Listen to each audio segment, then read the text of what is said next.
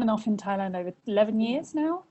I met my husband from after 6 months of moving here, but we've gone back and forth. And we've recently, a year and a half, we've been now in Phuket, which is one of the bigger islands in Thailand.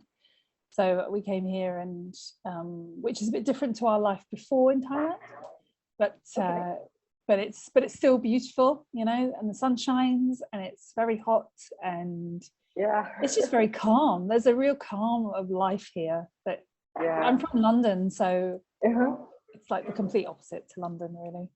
Yeah, I totally agree, because I lived in London. I'm originally from Germany, but I lived in London for 10 years, met my husband there.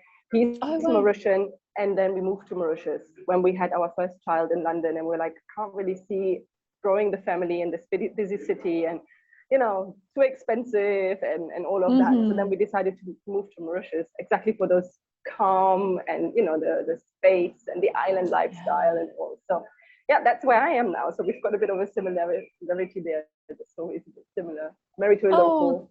That's moved really away from nice. the big city. And is your husband from London? No, he's from Mauritius, but he moved to London when he was like 16 or so. And lived there for a long time. But then, after we had our first child, we were both like, okay, you know, London is great when you're young and independent, but for family, not so much. And and it was like just like a spontaneous decision to just give it a go and see what island life has in store for us. And it's been now 6 years. Oh wow!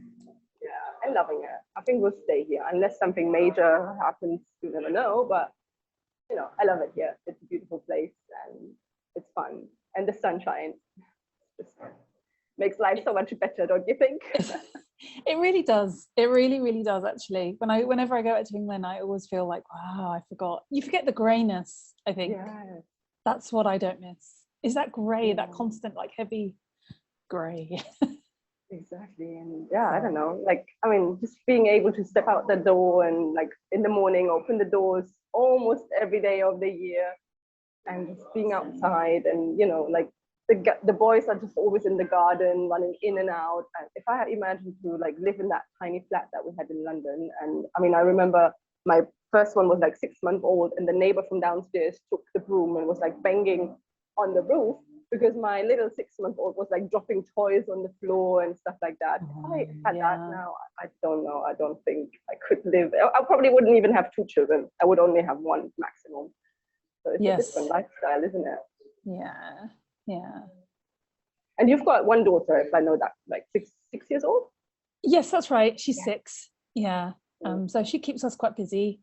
And I think because we were moving around a lot and we haven't been settled, we didn't end up having more. And I would have liked to have had more. And I've had to really go through the process of that. And I feel like sometimes I feel it more often than others. Sometimes it kind of hits me and I'm like, oh yeah, okay.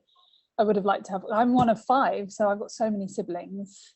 Big family. I wanted that for her, but it's just not the way it's worked out. And you know, I kind of like, I'm okay with it. I'm okay with that. So she's wonderful, and she's very energetic and has a lot of personality. And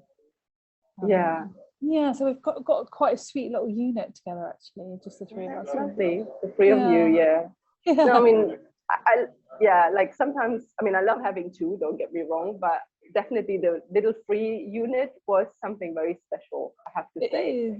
And when the little one came in, which was unexpected, like, I mean, we were trying for over 2 years, and I kind of had given up because I was like, okay, well, you know, if it's not happening, it's not happening. I'm not fussed really. Like, I love the life we have with the 3 of us. And then it happened, obviously, how life sometimes goes when you let go of something that you really want. But like, it definitely changed the dynamic, and I think the little 3 people unit has something very beautiful. So just focus on that. I would say it's just sometimes I miss those days where it's just the 3 of us and just 1 child that you've got to focus on and all of that. So and it makes the traveling easier. Like we're a bit stuck here because, you know, if you've got to pay flights for 4 people, it's different. It's budget-wise, and so I'm missing traveling a little bit because that's definitely the downside on living on a small island. I don't know, from Thailand, I guess you have a few more flight options than we have here. a bit challenging to find something that's budget, that works with the budget. But yeah, it is interesting though, because I think when you live abroad like this, when you go on holiday, you just want to go back to family. So it's almost not like a holiday. So I can't remember the last time we went off on holiday. So although we live here and there are lots of flights, and now they're picking up more, I just, it's all the money goes into going back to London to visit family.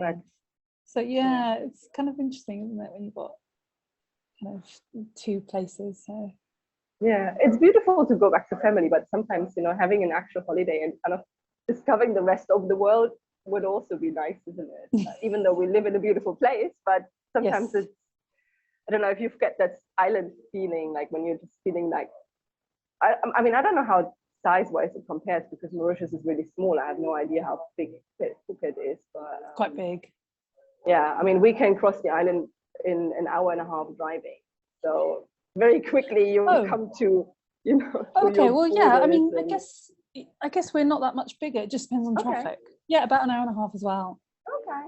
Yeah, sometimes I feel like just it's very small. The world that we live in feels very small and tiny. Yeah. There's so much more out there, but anyway, that's just a feeling that comes in every few, I don't know, maybe less now that we've been here for a while. In the beginning, it was more often, and I think with COVID, obviously, it's kind of settled that feeling, this need of like, I want to go outside of this place, but sometimes it just comes. Also, I want the boys to see something else than, like this island, and the little one hasn't even been outside of Mauritius. He's now 2.5 years, but we haven't left. So he's never been on a flight. He's never seen anything else. So I'm like, I want you to see there's a big world out there. Yeah. We'll get there at some point. I'm sure we'll get there. But yeah, otherwise, I mean, I'm just curious to know a little bit more. You mentioned to me before that like in London, obviously you had your world, you were a personal trainer. Then you came to Thailand for your Muay Thai and you did some yoga, but now you're doing something completely different as well. So tell me a bit more. I'm just curious to learn what your journey is. Yeah, I think it was, it's not so different, but it's just in a different form, I guess, in a way. Like I've always been a teacher. It's definitely my role in the world, and I do it at school. I teach children, and I've always had some sort of role where I've taught children. And then becoming a personal trainer, very, very easy for me to do, and I loved it. I was doing a lot of running, and I was exercising all the time. I mean, I look back and I'm like, how did I do that? It was all the time. You had no children then. Well, yeah, I think so. When you're like, what should I do today? Yeah, those days. And then I think I went. I think I've always practiced yoga, but in London it was very much like about the movements and the stretching. I saw it as a way to stretch.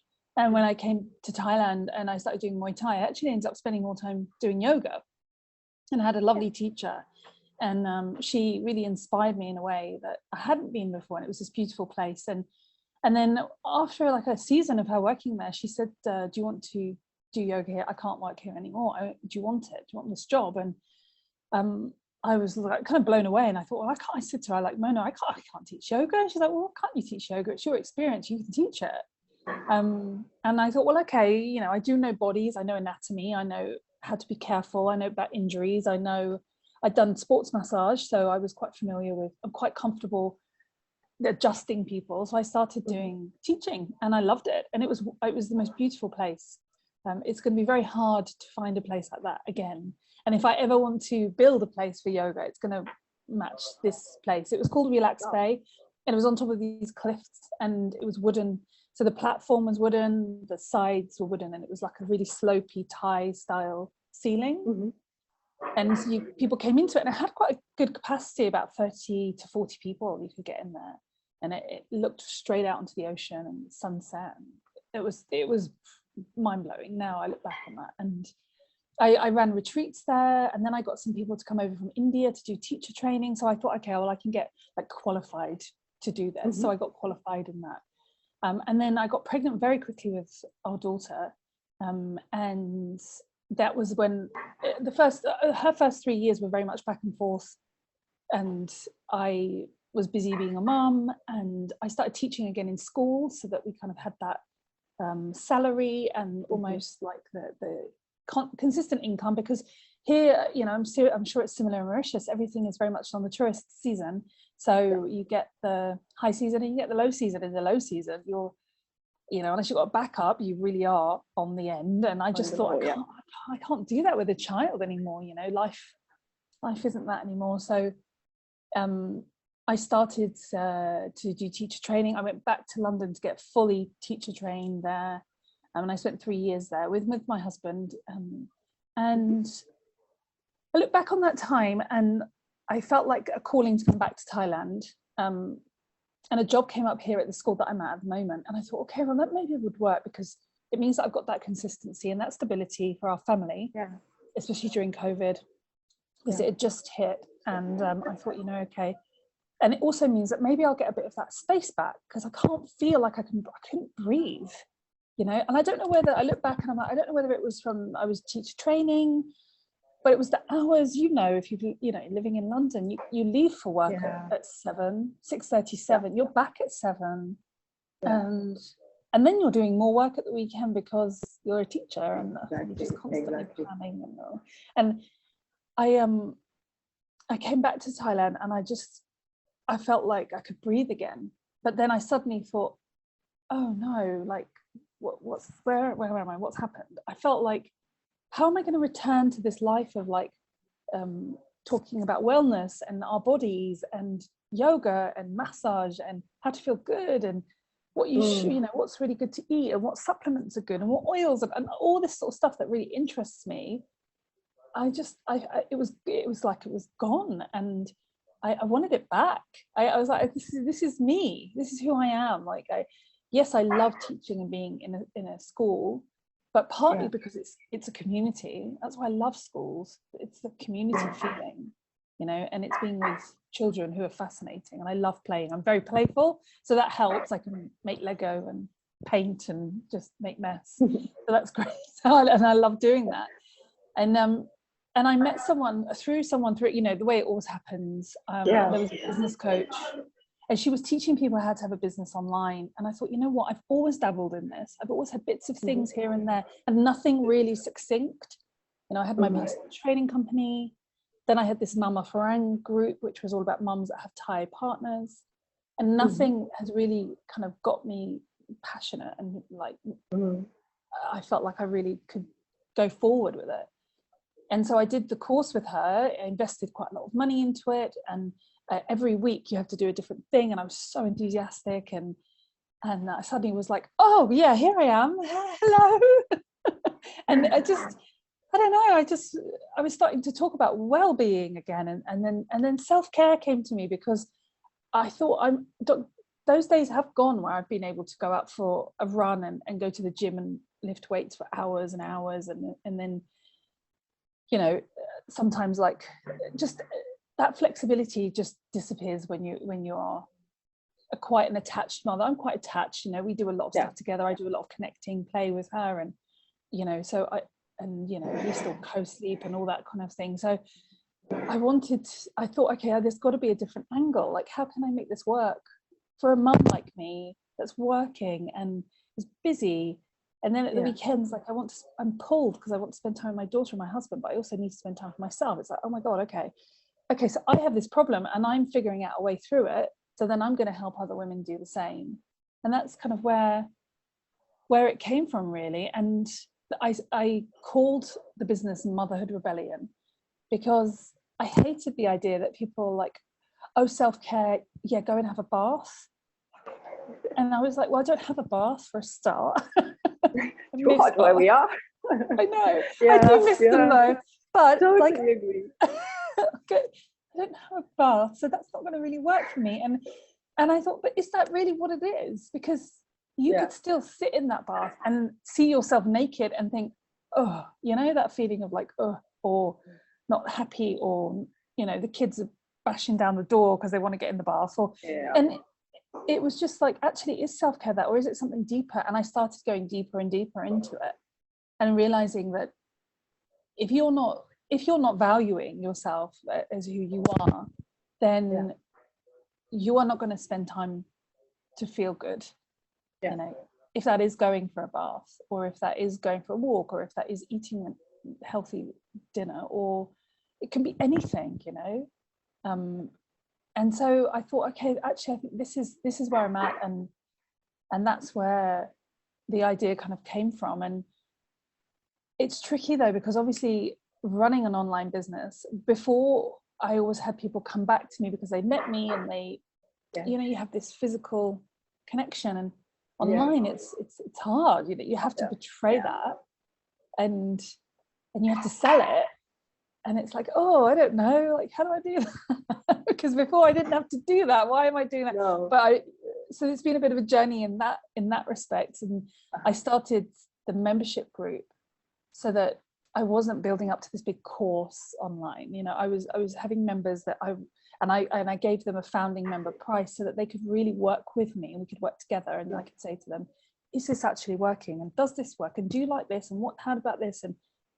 And so it's been like a 5 month, you know, it's only been the last 5 months, and the progression is incredible, and the testimonials that are coming back, though, I'm getting them to be really specific and saying, okay, how did you start, and how are you now, and what has changed, and why has it changed, and tell me all the things that this is happening for you. And it's just really interesting, that community, that accountability, you know, and facilitating it online, to kind of make sure everybody's listened to, and everybody's heard, and their frustrations and challenges, and you know, it's just become this magical kind of space. And now, like, I look forward to Mondays and our group meet, and you know, so it started off as that, and it's definitely, you know, going to be, it's got potential to be kind of a lot more. Yes, exactly. I've got plans, and I'm not the kind of person to let the dust settle. I'm constantly like, okay, what can I do next? What can I do next? And at the moment, I'm investing a lot of time into my website, and I've got my blog posts. But I realized that, you know, I talk to my husband a lot. He's wonderful. He's very wise about certain things, and he said to me once, you know, that the owner of my school, he said, you know, he doesn't have all the answers. He employs everybody else to have the answers. And I thought, you know, that's a really good point. Like, I cannot claim to know everything there is to know about self-care, or mindfulness, which I talk about a lot, or meditation. I can only teach my own perspective and my own experience. So I've been reaching out to other practitioners and people that work within the wellbeing industry, so that they can write as well, so that they can be heard, and that I have the platform. It's like, well, I'm going to share this platform, so write something for me, and I'll stick it on the platform, and I'll share it, and let's get more people reading it. And you know, and so it becomes like a hive of, like a resource, you know, for mums when they're feeling tired or overwhelmed, or just want something to, you know, a 5-minute read. Yes, exactly. Like that little spark, that little light that we sometimes need after a tough day and all of that stuff. And I love the like collaboration side of things. I mean, this is what I'm doing a lot myself as well, because like we could all be in little silos and do our thing, and I'm have a membership, and Suzi has a membership, and that's it. I believe if we put ourselves together with different people, the message gets stronger. And at the end of the day, you know, I believe what you probably want to do is change this whole way we see self-care. Like, it's not the bubble bath, it's so many other things. And for me, that's what counts at the end of the day. You know, like if we can reach more moms together and spread that message, like it's a job well done, in my opinion. And if that's, you know, in this membership or with that expert or with this practitioner, it doesn't really matter, in my opinion, as long as like overall for moms we can change things, because it's just not really working. I feel like this whole motherhood thing, what has been going on the last decades and generations, and how things are now, it's not going to work like that for much longer, in my opinion. And like I see this, like there's a situation now where we need to make things a bit different, So it works for moms. Like you and me, we're working, we are still very attached to our children. We've got ambition, we want to do stuff. And I love how you like taught us about like your story, that you did a lot of little things and different things and you didn't quite know how it would work together. But like this is the beauty of what we have. We have these opportunities now as moms, as women, that we can do all sorts of things. And even if it doesn't make so much sense, but things need to be a little bit different from the traditional motherhood journey and all of this. I love that. Like you're exactly that kind of story that that I just really find so interesting to see what's going on in the world, around the world, with moms and what they are doing and what great things they can create. It's amazing. Yeah, I think it's so important. And I think when you take yourself away from the community that you've grown up in, or the familiarity of what you've grown up in, and suddenly you become this mother who's nurturing your child and your marriage, you're suddenly left with this thought of, or feeling of, you know, actually where is my community? And you know, I miss that and I need that. Where are my village, you know? So it's even more challenging, I think. And I think a lot of people would say to me, and they don't, and people that haven't really, I'm going to say, like people that haven't really traveled as much or haven't lived an expat life, maybe don't kind of grasp that feeling, you know, because you are kind of out on your own a little bit more.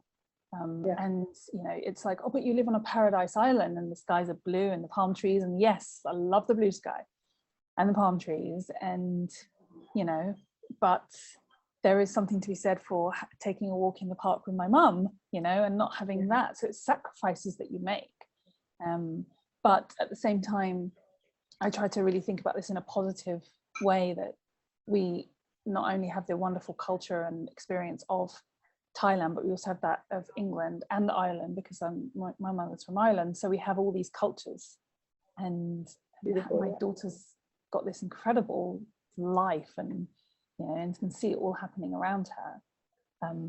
You know, but she's learning. She's incredible. Like today, I attended a women's circle on Phuket. So there are a few women that are doing similar, trying to create this community, and it was so lovely. And the wonderful thing about it is that I can now say to my daughter, Mummy is going to have time on her own with other mothers and women. And she said, well, why? And I said, because I need time on my own. And she said, but what about me and Daddy? And I said, well, I love spending time with you and Daddy. And I wish I could spend all my time with you and Daddy, but sometimes I need to spend time doing what I enjoy on my own. And she listened and she just accepted it. And I thought, you know, this is great, because I don't think my mum ever said that to me. My mum had 5 children and was literally, all I can remember is her boiling vegetables, because she never was a good cook. Honestly, I've got like the worst, the boiled cabbage and God, and the boiled carrots, and like even now, and that's one thing I don't know. My mum always says to me, she's like, oh, I'll make you a lovely roast dinner. It's like, oh, it's all right, Mum. Let's just make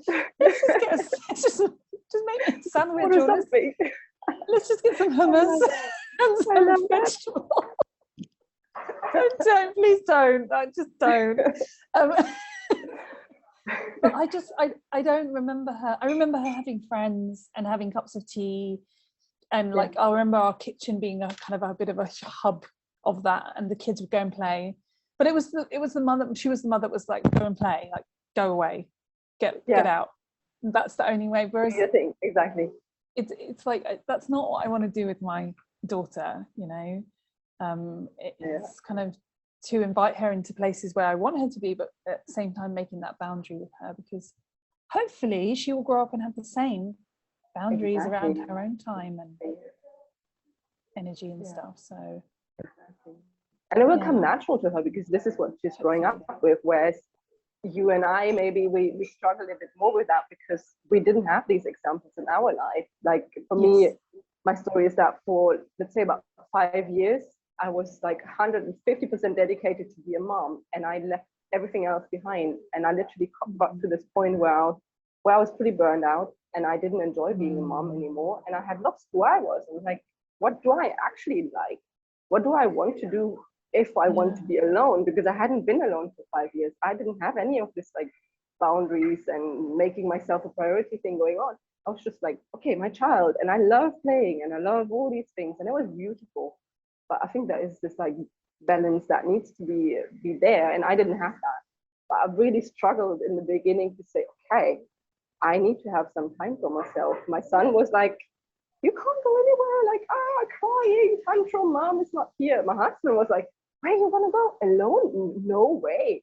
Like, because I never did that before, you know, like they were all like hugely surprised, and I felt really uncomfortable and guilty that I was asking for that. But I think like this is beautiful because your daughter will grow up with that. My sons will hopefully grow up with that, and when their wife or daughter or partner wants to do things alone, it's just like, yeah, hell yeah, you go. I'll take care of everything else that's needed. And that's what I'm hoping for. Because for me, it wasn't a lot of fun initially. Yes. Yeah. And I feel like there's a part of it that you have to kind of, you know, in therapy, they say that white knuckling thing where you've got to just hold on, and like your knuckles get white because you're holding on. And I feel like that sometimes with mom guilt. Like, I feel like it's not the best advice in the world, and I don't say it very often, but sometimes I feel like you've just got to go through it. You've just got to leave them, walk out of the door, close the door, and just feel the guilt and just feel it and experience it, and know that the world's not going to end. And the more you do it, the less the knuckles are going to need to be wiped, because you are just going to find your place with it. And you know, I don't know if that's the best advice to give people, but it's just I totally feel like, this was the only way. I was like, for me, it was, what can I do? I can't change the fact that they are so incredibly attached to me, which is amazing. And there had to be a little bit of a cut in some sort of way. And it was painful for me because I would go downstairs, I would hear him cry, and I'd be like, I can actually stay at home. I don't need to go out for that friend's dinner. It's okay. I'll just go upstairs. But no. You've got to do what you've got to do. And he's not going to get scarred from that experience. You know, it's not going to mentally affect him. And you're not a bad mom. That was hard, but it was much easier with time. And now also he comes to me and he like, you know, when I'm, I don't know, so busy with work and everything else, and I'll be a bit like stressed and like not very relaxed, he'll be like, you know, mom, I think like you need a coffee date or something. Like he will come to me and he'll be like, have you had a coffee date recently? I'm like, no, why? And it's incredible that he is now noticing that. And my husband as well is like, you know, Anne, I think you need to call your friends. You know, because it makes a difference. It makes me better. It makes me more relaxed. And they can see that. And initially, I would have never thought that it's like, for me, it was not the thing I should be doing. You know, I had this opinion that I should be there all the time. But actually, it's the other way around sometimes. Yeah. And I think it's important to realize that, and to go through it, you know, and to think about our children as parents themselves, you know, and look at them in the future. Would you want them to be burnt out and something flew by? yeah, like these weird black flies. They look really ugly, but they don't do anything. I'm in a garden, like in an open space. So that's fine. I'm very used to the wildlife. We have the wildlife here. Exactly. You've got all the geckos and lizards and all the other not so nice animals crawling around. Cockroaches. Exactly. But it's paradise. Exactly. It's part of it. It's okay. I said that the other morning. One of these green ones. We've got these big green lizards. I just see a couple, they're taking a photo of it. Like they're really bright green, and they've got like some colorful dots. They're really beautiful. Just one crawling up here. So yeah, this is I know life. It's constant, isn't it? It just kind of creeps in. But people, I think I thought that when I went to the loo, and we've got, I don't know why, I don't know if it's the same cockroach or if it's the mummy or the daddy or someone, but we definitely have one that visits the bathroom, the ensuite bathroom to our bedroom, and I think I muttered something to myself when I saw it. I was like, well, yeah, people don't think about that when they think about paradise. No, exactly. They don't think that you've got to deal with that. Your things just crawl. In and out, exactly. And I remember one night it was dark and there was like one that literally flew in my face when I was like holding my little one because he didn't see it. I was just like, I wanted to drop the little guy because I wanted to get rid of that thing, but obviously I couldn't. It was just so creepy. And I was like in this room, and you're like, okay, where is it going to come out now? Like, is it going to attack me again? So, yeah, some funny stories with those creepy animals. Yeah, no, definitely. Island life reality. Mm-hmm. All right. Well, I love chatting to you. I really enjoyed the conversation. I think we have a lot of similarities, which is just so cool if you think about it, that we just met on the internet somehow, somewhere. And you know, like we've got very similar stories. We do something quite similar, like with the membership and all. And yeah, I love this. This is the beauty of like connecting through the internet and meeting someone new, which we would have never met because Thailand is very far away from here. Yes, exactly. Yeah, no, I do like it. I do love the connections that I've made with other women that are doing similar stuff, and you know, and just kind of trying to go against the grain, I guess, a